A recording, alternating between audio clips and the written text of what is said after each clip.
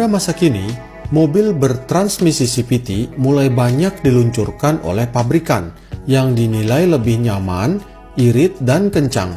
Apalagi dengan penggerak roda depannya, mobil CVT terasa lebih senyap, lincah, dan responsif.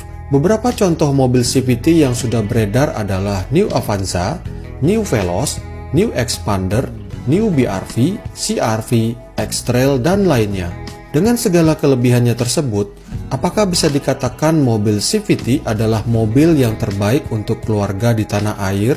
Ternyata jawabannya belum tentu guys, karena terdapat persoalan yang ada di mobil CVT yang jika tidak dipahami oleh para penggunanya sesuai kondisi di jalanan tanah air, mobil bertransmisi CVT bisa mendatangkan masalah yang berujung penyesalan.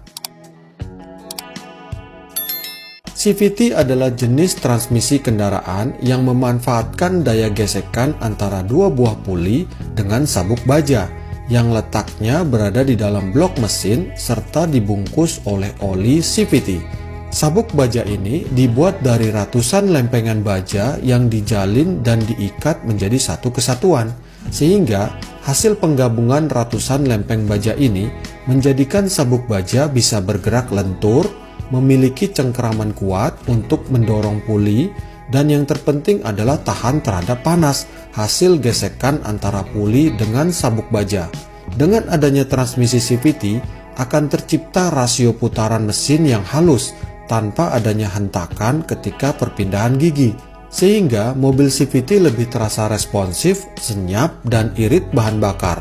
Tapi sayangnya nih guys, pada mobil CVT, ketika penggunaan mobil ini dilakukan secara salah di medan jalanan tanah air, sabuk baja pada mobil CVT bisa menjadi mudah pecah, yang kepingan bajanya akan berserakan di bagian blok mesin, dan mesin mobil pun menjadi mati total. Dan yang lebih sulit lagi adalah kerusakan pada transmisi CVT seringkali tidak bisa diperbaiki, sehingga mesin CVT harus diganti satu set yang biayanya bisa mencapai 60 jutaan. Mahal sekali kan guys? Selain akibat cara penggunaan mobil CVT yang salah, ternyata kerusakan transmisi mobil CVT juga dapat disebabkan oleh usia pakai mobil, di mana pada saat mobil memiliki kilometer sekitar 150 ribuan, potensi sabuk baja untuk pecah di tengah jalan sangat tinggi, yang gejala utamanya adalah mobil menjadi tersendat dan bergetar seperti ini guys.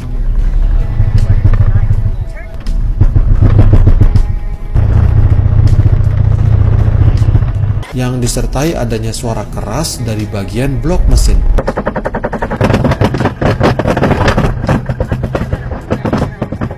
Selain itu, kerusakan transmisi CVT juga akan membuat mobil kehilangan daya putaran roda meskipun RPM sudah tinggi, yang jika dipaksakan, semuanya itu akan berujung pada mesin menjadi mati total.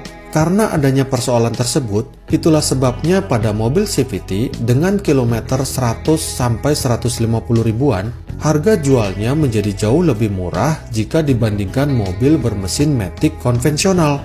Dengan memahami hal tersebut, oleh karenanya, bagi pemilik mobil CVT, patuhilah keempat hal ini.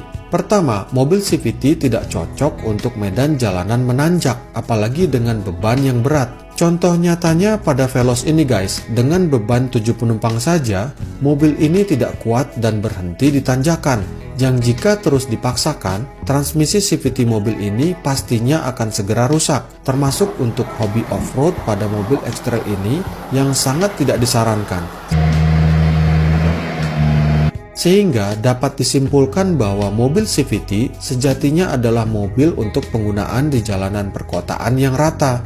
Kedua, mobil CVT tidak cocok untuk tujuan balapan yang membutuhkan perpindahan gigi yang cepat dan agresif. Sehingga jika hal ini terus dibiarkan akan berakibat rusaknya sabuk baja dan puli dalam waktu yang singkat. Ketiga, mobil CVT tidak boleh menggunakan oli transmisi secara sembarangan karena untuk dapat melindungi gesekan antara puli dengan sabuk baja secara maksimal, mobil CVT membutuhkan oli khusus transmisi CVT yang harga olinya biasanya lebih mahal dibandingkan oli matic konvensional. Keempat, Bagi pengguna mobil CVT, sebaiknya segera waspada ketika kilometer mobil CVT-nya sudah mendekati 100 ribuan. Dan bila perlu, sebaiknya lakukan penggantian sabuk baja sebelum sabuk bajanya pecah di tengah jalan. Dengan harga penggantian sabuk baja sekitar 1-2 jutaan dan puli sekitar 2-7 jutaan tergantung merek, tentunya biaya penggantian kedua komponen ini jauh lebih murah jika dibandingkan saat kerusakan sudah terjadi,